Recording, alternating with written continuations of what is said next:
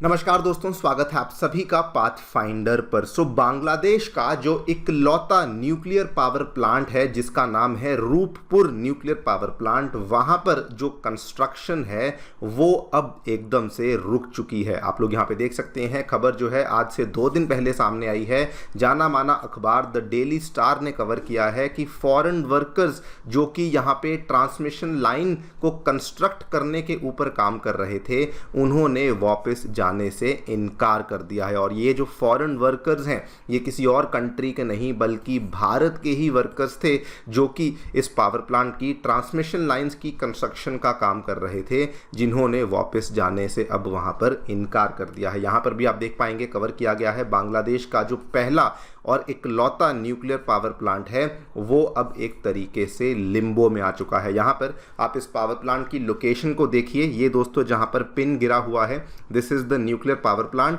और असल में इसकी जो लोकेशन है ये 2 नदियों के बीच में आती है। इधर हमारी जानी मानी जो पद्मा नदी है वो आती है और ऊपर से जो दूसरी नदी है दैट इज़ द जमुना नदी वो देखने को मिलती है।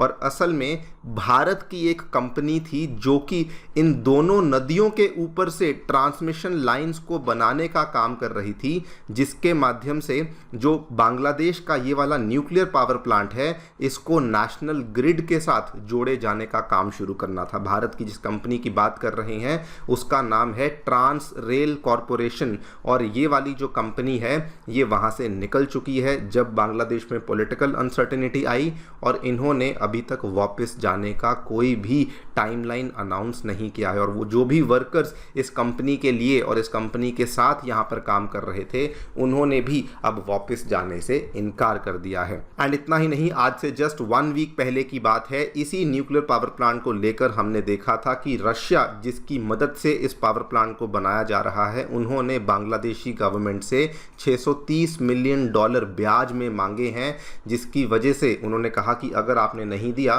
तो हम लोग भी इसके ऊपर काम करना बंद कर देंगे। बात करेंगे इन सभी डेवलपमेंट्स के बारे में, मेनली अंडरस्टैंड करेंगे ये जो यहाँ पर काम हो रहा था वो बेसिकली कौन कर रहा था एंड किस वजह से यहाँ पर रुकावट देखने को मिली है। इन सभी चीज़ों को समझने का प्रयास किया जाएगा। आइए शुरू करते हैं दोस्तों मेरे साथ। मेरा नाम है अनिरुद्ध। यदि आप लोग हमें फॉलो करना चाहते हैं, हमारे लेक्चर्स के अपडेट्स को प्राप्त करना चाहते हैं, तो यहाँ पर दिए गए टेलीग्राम चैनल्स के माध्यम से ऐसा कर सकते हैं। आगे बढ़ने से पहले आप सभी को बताना चाहूँगा कि अनअकैडमी आपके लिए एक नया सरप्राइज़ लेकर आई है। अब दोस्तों हमारा जो नया ऑफलाइन सेंटर है वो बिहार के पटना में भी आ चुका है, जहां पर हम लोग आपके लिए यूपीएससी एवं बीपीएससी के लिए कोर्सेज को शुरू कर रहे हैं। इतना ही नहीं, हमारे ऑफलाइन सेंटर्स नई दिल्ली के करोल बाग, नई दिल्ली के मुखर्जी नगर एवं उत्तर प्रदेश के प्रयागराज में भी चल रहे हैं, जहां पर हम लोग आपके लिए इन दी गई डेट्स के ऊपर जो जीएस बैचेज हैं उनको शुरू करने जा रहे हैं। और जीएस बैचेज के साथ साथ आपको हमारे सेंटर्स में सीसैट, ऐसे writing classes, current affairs coverage, test series जैसी सभी सेवाएं भी अवेलेबल करवाई जा रही हैं। फिर भी कोई डाउट है, कोई भी क्वेरी है, आप लोग हमारे सेंटर्स को विजिट कर सकते हैं या फिर आप लोग नीचे दिए गए फ़ोन नंबर्स पर फ़ोन भी कर सकते हैं। Also free study material, UPSC magazine, UPSC syllabus जैसी चीज़ों को प्राप्त करने के लिए आप लोग हमारी नई ऐप को डाउनलोड कर सकते हैं। इसका लिंक भी डिस्क्रिप्शन बॉक्स में नीचे दिया गया है। All right, so directly coming to the latest news जो कि हमें देखने को मिला है, जब से शेख हसीना की सरकार बांग्लादेश में गिरी है या फिर शेख हसीना की सरकार वहाँ पे अब फंक्शन नहीं कर रही है, तो दोस्तों उसके इमीडिएटली बाद अब देखने को मिला है कि जो रूपपुर न्यूक्लियर पावर प्लांट है वहाँ पर जो कंस्ट्रक्शन का काम है वो बेसिकली रुक चुका है। और इसके पीछे जो मेन रीज़न है वो ये है कि जो इंडियन कॉन्ट्रैक्टर इस पावर ट्रांसमिशन लाइंस को बनाने के लिए जिसने यहाँ पर कॉन्ट्रैक्ट लिया था, जिसने यहाँ पर जिम्मेदारी ली थी, वो इंडियन कॉन्ट्रैक्टर ने साइट को छोड़ दिया है। इसको समझने के लिए आपको सबसे पहले समझना होगा इस पर्टिकुलर न्यूक्लियर पावर प्लांट की ज्योग्राफिकल लोकेशन को। यहां पर देखिए ध्यान से दोस्तों, ये जो न्यूक्लियर पावर प्लांट है this is the Rooppur nuclear power plant, जो कि बिल्कुल आपको जो ये वाली नदी है जिसको हम लोग पद्मा के नाम से जानते हैं, जो कि बाय द वे गंगा नदी ही है जिसको बांग्लादेश में पद्मा कहा जाता है, इसके बिल्कुल बाजू में ही आपको देखने को मिलता है। और असल में ये वाली न्यूक्लियर पावर प्लांट को एक पावर ट्रांसमिशन लाइन क्रिएट करनी थी जिसके माध्यम से ये पद्मा नदी को भी क्रॉस करेंगे एंड दूसरी तरफ ये वाली जमुना नदी जो कि भारत की ब्रह्मपुत्र नदी ही है, जो कि आगे जाकर के यहाँ पे जमुना नदी कहलाई जाती है, इसके अक्रॉस भी पावर ट्रांसमिशन लाइंस को बनाया जाना था। कुल मिलाकर के यहाँ पर ये मान लीजिए 669 किलोमीटर्स की ग्रिड लाइन को बनाना था, जिसमें 16 किलोमीटर की ग्रिड लाइंस ऐसी थी जो कि पद्मा और जमुना नदियों के ऊपर से यहाँ पे जाने वाली थी, जिसके माध्यम से ये बांग्लादेश की नेशनल ग्रिड के साथ बेसिकली कनेक्ट होना चाहिए था। और ये जो पूरा का पूरा कॉन्ट्रैक्ट था, भारत की एक कंपनी है जो कि इंफ्रास्ट्रक्चर प्रोजेक्ट्स में कॉन्ट्रैक्टर का काम करती है, ट्रांस रेल लाइटिंग कंपनी, इनको कॉन्ट्रैक्ट दिया गया था। $524 मिलियन का ये कॉन्ट्रैक्ट था, जिसके माध्यम से ये सारी की सारी कंस्ट्रक्शन होनी थी। इसमें ये 2 किलोमीटर की एक 400 kV की लाइन बननी थी अक्रॉस दी पद्मा रिवर, और 2 अलग अलग लाइंस बननी थी जमुना रिवर के अक्रॉस, जो कि 7 किलोमीटर की होने वाली थी। और ये सारा का सारा काम यही वाली कंपनी बेसिकली कर रही थी, जिसका नाम मैंने आपको स्टार्टिंग में भी बताया, जिसका नाम है Trans Rail Lighting company. And बहुत सिंपल भाषा में अगर आपको समझाऊं तो जब तक ये ट्रांसमिशन लाइंस यहाँ पर बनती नहीं है, तब तक अगर न्यूक्लियर पावर प्लांट तैयार हो भी जाता है, बिजली का उत्पादन करना शुरू कर भी देता है, तो वो वाली बिजली का जो ट्रांसमिशन है वो आगे जा कर के कहीं पर भी नहीं हो पाएगा एंड नेशनल ग्रिड के साथ भी उसका कनेक्शन नहीं बन पाएगा। अभी तक यानी कि पिछले महीने तक, जब तक शेख हसीना की गवर्नमेंट थी बांग्लादेश में, तो पद्मा रिवर के ऊपर जो 2 किलोमीटर वाली लाइन बनानी थी वो केवल 38% पूरी हुई थी, और जमुना नदी के ऊपर जो 7 किलोमीटर्स की 2 यहाँ पे लाइंस बनानी थी, उसमें 25% से भी कम का काम पूरा किया गया था।